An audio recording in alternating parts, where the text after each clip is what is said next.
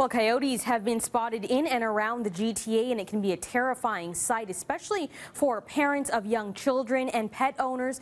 That's why the city hosted an information session tonight offering advice on what to do if you encounter the wild animals. But some say it's the city that needs to do more to curb human behavior, bringing the animals into urban centers. The cat had slipped out and the coyote had nabbed my cat in my backyard at noon on a Saturday. Donna Whiteman says she's lost 2 pets to coyotes in the beaches, but she knows they're only coming into her neighborhood because of human behavior. I want to stress it's not the coyotes. The coyotes haven't done anything wrong. Number one rule, if you don't want coyotes using your property, if you're worried about your pets, do not feed the coyotes.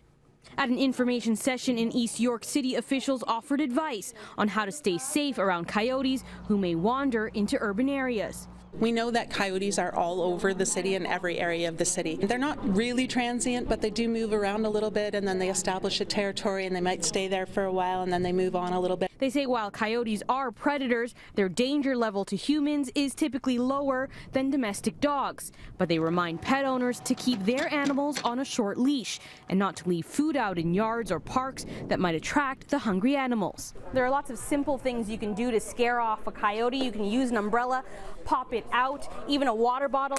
That noise can startle them, and a plastic bag. That noise sometimes is enough to scare a coyote away. Number one dog rule, like when you see any dog, don't run away. It triggers a canid response. But some pet owners say education isn't enough. They want to see more enforcement against people who continue to feed coyotes and endanger residential neighborhoods. Dogs are being killed continually because the city isn't taking action to stop the feeding. There have been no consequences for the people in my ravine who are feeding the coyotes, and it continues. Animal Services says residents can be fined between $250 and $10,000 for feeding wild coyotes. We're looking for you to tell us who are the feeders in your community so we can go after them with enforcement. They say anyone who spots a coyote, has a pet bitten or snatched, or sees someone feeding a coyote, they should report it. If there's an incident, we do want to hear about that, and people can call 311. Now, the city says they're also working on putting up more signs in city parks, reminding people not to feed coyotes and to keep their pets on a short leash. They also have plans to organize another information session in the west end of the city, but no date has been set just yet.